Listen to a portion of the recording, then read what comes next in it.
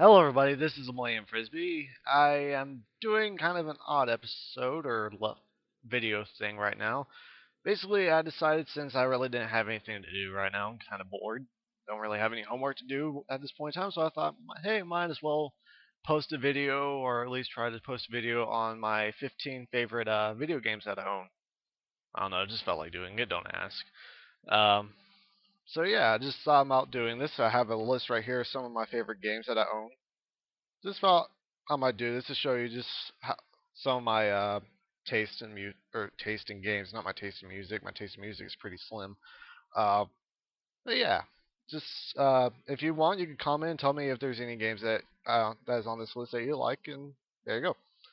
All right, the first game on my list is Spyro 3, as you probably can tell from my first Let's Play. Oh yeah, and by the way, this is not in any specific order. I'm not doing this from my least favorite to most favorite. I'm just putting 15 up there.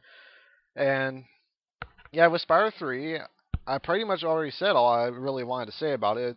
But there's one thing I remembered earlier today that I thought I might mention is that when I was a kid and started playing this, it actually kind of helped me to develop mentally. It kind of started to help me think critically, think um, more organized. I don't know how to put it, but basically I became more organized because of this game. Don't ask me how, I just did. Well, yeah, there's Spyro 3 for you, so I just like that game.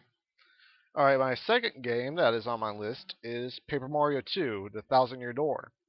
Um, if since you, I think you probably have seen. Obviously, if you're watching this, you have possibly seen my Let's Play of Paper Mario, and you have seen that my strategies are pretty good, and I obviously played this game a lot. And as you can gather, it's one of my favorite games as a kid.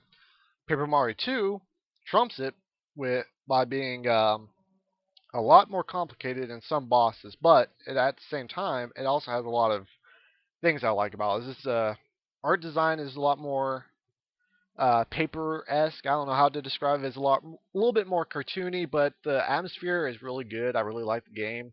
The RPG elements is still the same, except now that in Paper Mario 2, you have your partners actually have HP rather than just being there, and if they hit, they are knocked out.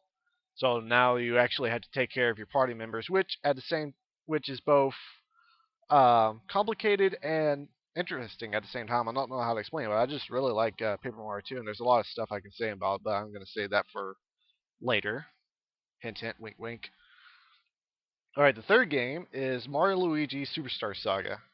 Um, this game, as a kid, was one of those odd games that I liked as I started to play it more and more. But when I first played it, it was okay.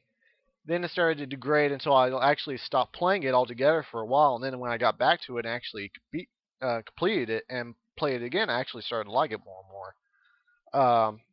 Mario Luigi Superstar Saga is a very odd game. I can't really describe it. It's basically another RPG of Mario, but this time instead of actually having other partners, you just have Luigi with you, and the two work together to fight an evil witch. I would go more into the plot, but in case I ever feel like doing a Let's Play of Superstar Saga, I probably will just leave it until then.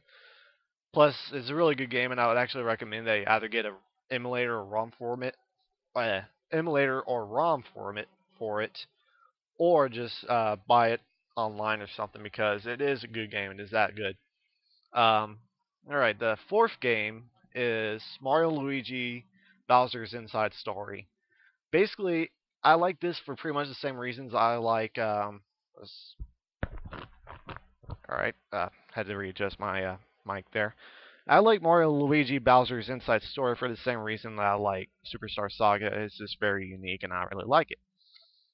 However, I like this one more, mostly due to the fact that Mario Luigi's Bowser Inside Story, the way that I first discovered about it, or at least the first thing I heard, was the final boss music, and it is epic. I don't even know how to describe it. I'm not even going to play. Actually, I would like to play it, but I don't want to waste too much time here because we got like 15 games and I'm only 4 down. But I would actually recommend that you try to search in Bowser's Inside Story, Final Boss theme, or something like that because it is that good. And throughout the whole entire game, I had this song pretty much stuck in my head, and it set the whole entire tone for the whole entire game, and it just made the whole entire game feel freaking epic. I don't care what anybody else says. I don't care what anybody points out about the game. I still think it is an awesome, epic game. I don't even care if the final boss is completely out of left field. I still like it. It's that good of a game. All right. Number 5 is Kingdom Hearts 2. Um, Not really much to say here, except well, actually there is quite a bit to say. First, I probably should mention that the reason why Kingdom Hearts 1 is not going to be on this list, because I'm going to tell you right now it isn't. The reason why is because when I first played it, I, I don't even know how to explain it, but basically I just couldn't care that much for Kingdom Hearts 1. So I decided to play Kingdom Hearts 2 eventually because I actually did like Kingdom Hearts 1, but something about Kingdom Hearts 1 I didn't really care too much for. I don't know. But Kingdom Hearts 2, when I played it, it was a lot better in my opinion. It actually is a lot better than Kingdom Hearts 1. The story is a bit more dark, but at the same time, or not really too much more dark than what Disney would normally do. Is okay. I don't know what I'm trying to say here, but basically the story is a bit more like an anime. Is what I'm trying to say, I guess. It's a bit more like an anime. It feels really good in my opinion. It's really epic. If It's also very RPG oriented. It has a few RPG elements to it, like magic and leveling up and stuff, the usual, adding new abilities. And then there's this synthesis shop where you get more and more items, and then you combine them to make more weapons. The only problem I have with that is that actually throughout the first half of the game, if not most of the game, you can't really synthesize anything. Like I actually played like through most of the game at one point without synthesizing mostly anything at all because at the time I was saving up for something else that was actually a lot better, and then it's like, sorry, you don't have enough material, and I don't want to grind up for this, so I spent most of the game not synthesizing. But it is a really neat system, and I do encourage more games to actually start implementing something like this. It is that good. And the only real negative things I have to say about Kingdom Hearts 2 is that it really feels too childish at times, but then again, it is Disney, so what do you expect? It's just that when you combine Final Fantasy and Disney, it just kind of feels kind of odd to me. But at the same time, it has this weird charm to it that really makes it good. But I think the real example of what I mean by how it's too childish is the Atlantica stage. Ugh.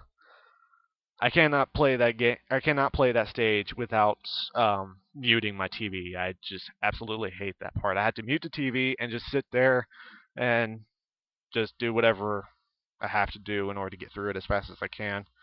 Well, anyway, something I probably should mention before I move on to the next one is that Kingdom Hearts 2 was kind of my first glimpse into Final Fantasy as a series, and at the time I really had no idea what all the Final Fantasy games were like. I only knew about 7 at most, and the reason why was because of, well, Sephiroth kills you know who. And I was like, holy crap, this game seems pretty cool, but I don't know if I really want to. It came out a long time ago when my childish mind was still out there. I don't know, even know how to explain my mind back then. But anyway, I had little to no interest at Final Fantasy at the time, but then when I played Kingdom Hearts 2 and Kingdom Hearts 1, obviously, I actually started to get more interested into these characters, and I actually started to read a bit more about them. And it wasn't until my 18th birthday that I actually decided I am going to get Final Fantasy VII, and there you go. Now I'm going to go into the next part of my list is Final Fantasy X. Final Fantasy X was my first Final Fantasy game. I know I just said that I got Final Fantasy VII at 18. The only reason why I mentioned that was, well, there.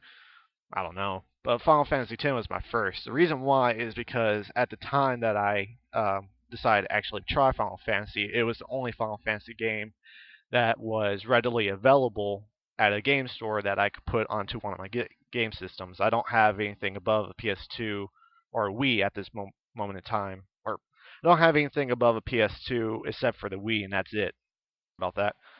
Um, So basically, for me, Final Fantasy X was only readily available game at the time, and I was like, you know what, I'm actually gonna try this. So I tried Final Fantasy X. I was like, holy crap, this is an awesome game, and I kind of like this. Then I found out later that many people didn't like it for some reason. Then I saw Spoonies a lot later after I played Final Fantasy VII. I was like, yeah, I can agree with you how it is stupid at certain points. But if you look past it, it is actually a really good game. I'm actually not going to get much into detail Final Fantasy X because if I did, it'll be here for quite a while. Next on my list is Final Fantasy VII.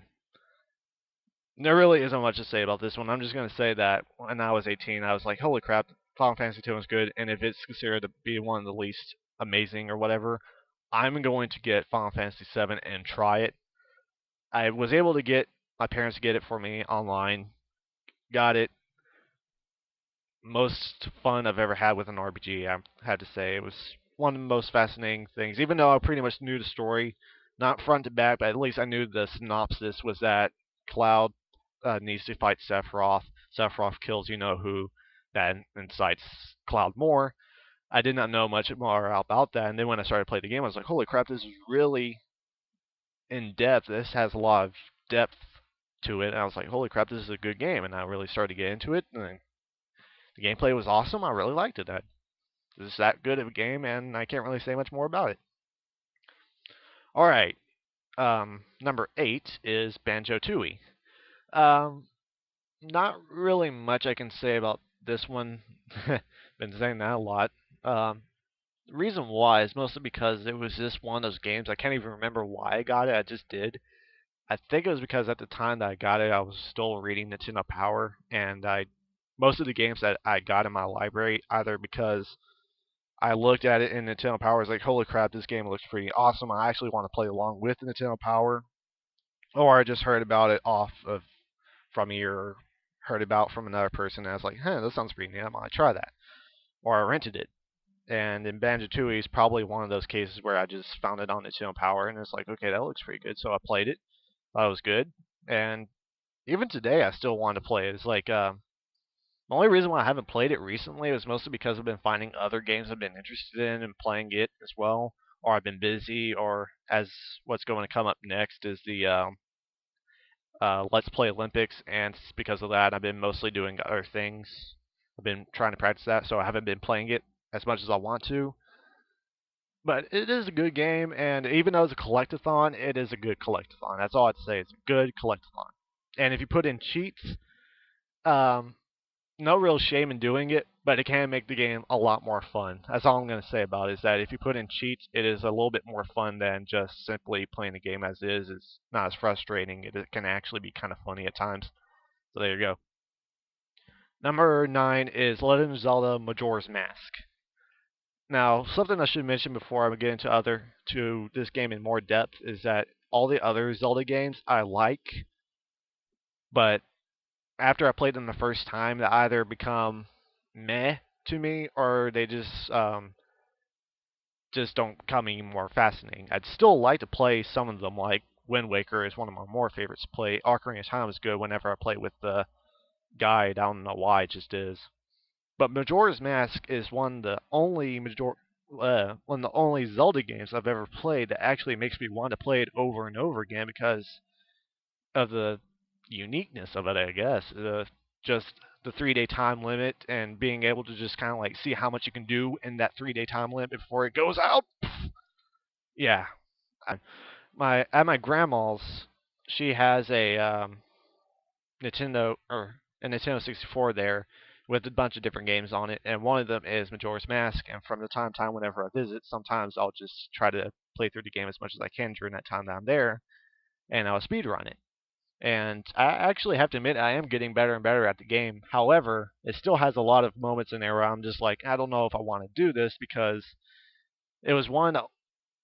It was one of the other games that at the time it was like if I played this, I actually tried to like cheat the game. Like I try to skip certain things, like if I got the fire arrows in the second dungeon, I'll immediately skip over the boss and go into the third level and the fourth level because it opened up and stuff. But because of that, I want to be able to go much further, and I would try to see if I can cheat my way as far as I can, and then eventually I gave up on that, came back, and I started liking it again. So that's what I'm going to say about that one for now. The next one on my list is Luigi's Mansion. I know many people don't like this game. I don't know why. They just do. I think it's because it was kind of disappointing for a Luigi's game. However, this was the first game I ever played on a Majora, or not a Majora's Mask, but on a GameCube. And for me, it was the first step into the third, fourth generation. I don't really know. It was basically it was my first step into the next generation, and it has a special place in my heart because of that. That's all I really had to say. Is that it just has a really special place in my heart for being the first step into the next generation, the third dimension, and I just don't regret it. All right, the next one is a bit more obscure, but it's definitely fun if you're angry or something. It's Hulk Ultimate Destruction. This game is just pure fun on a stick. That's all I can really say. All your wait, the synopsis doesn't even matter. Story don't care about it. What makes it fun is just the fact that you are the Hulk and you have all these abilities that you unlock over time, and you can destroy whatever you want. You can destroy any building you want. You can destroy cars. You can turn the cars into punching gloves. You can do anything you want. It's practically like a sandbox, but you can do more with it. Like, imagine Grand Theft Auto, except with huge Hulk arms and being able to punch through buildings. That's basically the best way I can describe it. You are free. You can do anything you want. The only thing you have to worry about is the military coming after you, and they are fun to fight anyway. So this is a good game. I recommend it if you can find it. It is that good a game. It's for the GameCube. Maybe for the PlayStation 2. I don't know. And now that I think about it, there is another game that I have played. I don't own it. It's another Hulk game that is based off of the newest movie, not the old one. That one sucks. The new one. Um, I don't really remember much about it except for this one ability that allows you to heal yourself, which the Ultimate Destruction does not have. But it was pretty good. I'd say it's probably about as good as the Ultimate Destruction. However, the one thing I could not get over was the fact that in the Ultimate Destruction, this is a good thing for Ultimate Destruction, was that you could see clearly, you could see the sky, you can see it at night. My favorite part was always playing it in the middle of the day or when the sun was going down because it just looked that nice. But in the other one or the new one, it's just kind of it's very foggy. You can't really see that much of the sky. It was meh. Didn't really like it. But it is a good game. Both of them are really good. I would recommend Ultimate Destruction over the other one, maybe. So if you can find them, they are pretty good. Okay, number 12 on my list is Okami. Now, I had to give credit to Chuck Conroy because if it wasn't for him, I would not have known this game actually exists, let alone how good it was. I actually got this game like a few weeks before he even started the Let's Play, like during the Christmas that he was out. Or during the Christmas that he started it up, got I had actually asked for Okami and got it on the Christmas day. Couldn't play because I didn't have my Wii with me at the time, but when I did get my Wii, I started it up, played it through, and I didn't even watch a single episode of Chuck Connery's Let's Play until I had gotten really close to the end of the game, and then I decided to watch it. And that was just how committed I was to the game. It is really good, just as Chuck Conroy or anybody else has played it would say. It is a good game. The art direction is good. I'm not going to even make fun of it. And it is a good game, and I recommend it. Okay, number 13, Resident Evil 4. Just a classic in and of itself. It just has a really interesting history with me because as a kid, I was a wimp. I wouldn't play any game, even a Metroid game for that matter, because of the aliens. Because, well, it would make me nervous, scared, crap my pants, basically. However, as I got older, I started to get over this, and eventually I saw Silent Hill, and that pretty much just broke it for me. It's like after Silent Hill, nothing scares me pretty much anymore. Well, unless it's a screamer or something like that, then yeah, that will scare me. But if it's something like, holy crap, there's a guy across the street who with an axe and a crazy mask, I'll be like, I've seen worse. So, yeah, after playing that, I decided, Resident Evil 4 sounds like an interesting game. Played it. and I cannot believe I haven't played it in so long. It is really good. I don't know why, but I really like the merchant. I guess it's the accent or the fact that he's one of the only nice guys in the entire island, except for Lewis and Rachel or whatever her name was. I can't believe I forgot her name, but basically it's those were the only two people that he actually got to talk to, except for the merchant. And the merchant, I developed a bond with him, so to speak, and I have nicknamed him Frank. Frank the Merchant. I cannot get over that. He's just so much fun to be around. I just love his accent and everything, and he's one of my favorite characters of the entire game, if not my favorite game character overall. And yeah, I just really like the game, and it has an odd history with me, and this is really good. Number 14, Super Mario Sunshine. Another game that many people criticize, but I do not care what anybody says. It is a good game. If anybody's been following me lately, they know that I'm going into the Let's Play Olympics and that I'm going to be doing the Super Smash Bros. Brawl tournament, and I'm going to be doing the speed run of Super Mario Sunshine. May not have mentioned that in my last video, but that's what I'm doing. I'm doing Super Mario Sunshine speed run, and after having been playing it for a while, actually, it's been bringing me back to a lot of the reasons why I like it. Sure, there's a lot of things I don't like about it, but at the same time, it's this very fascinating game. I actually like it a lot more than any of the other Super Mario games, especially I like it more than Super Mario Galaxy 2 and 64 combined. That's how much I like it. Yeah. Um, can't really say all our stuff I really like about it. It's just really good. The gameplay is good. I like the graphics. I don't care what anybody says. The graphics on the GameCube look pretty decent in my opinion. The Some of the shine sprites are fun to do. Even some of the harder ones are fun to a certain extent. Um, so yeah. Now, last on my list, if I was to have done a least most favorite, this possibly would be my most favorite. I know this is a bit cheating, but it is Metroid Prime Trilogy, the collector's thing. The reason why I'm putting all three of them into one is because it comes in one disc. In my opinion, in my case, that counts as one game. If it's one disc, it's one game. There you go. So I play, I played all three. I played the first Metroid Prime game a long time ago. I don't even remember how long ago it was. Probably was like 3 or 4 years ago. At that time, I had never played Metroid, never even played Super Metroid, never actually probably barely even heard of Super Metroid for whatever reason. And then when I played Metroid Prime for the first time, I was like, holy crap, this game fits me perfectly. I don't know why. It is just the perfect game for me, and it is freaking awesome. I love it. And then I got heard about the trilogy pack that's coming out, and I was like, holy crap, I just have to have that. It will have a better aiming system and everything. I just need it. And I got it, and I played all three of the games in one night. Well, actually, no, I did not play all three of the games in one night. I played all three of them I played the first part of all three of them at one night. I was like, holy crap, this is a good series. Cannot wait to play through all of them. Play through all of them. Still is one of my favorite games of all time, and it is definitely my favorite in my library games. So yeah, there you go. My 24 minutes long thing of me saying how much I love some of the games in my library. The only real reason I decided to do this is because, well, like I said at the beginning, I was bored, but also because from now until pretty much October, until the end of October, I'm not going to be doing anything whatsoever with Let's Playing.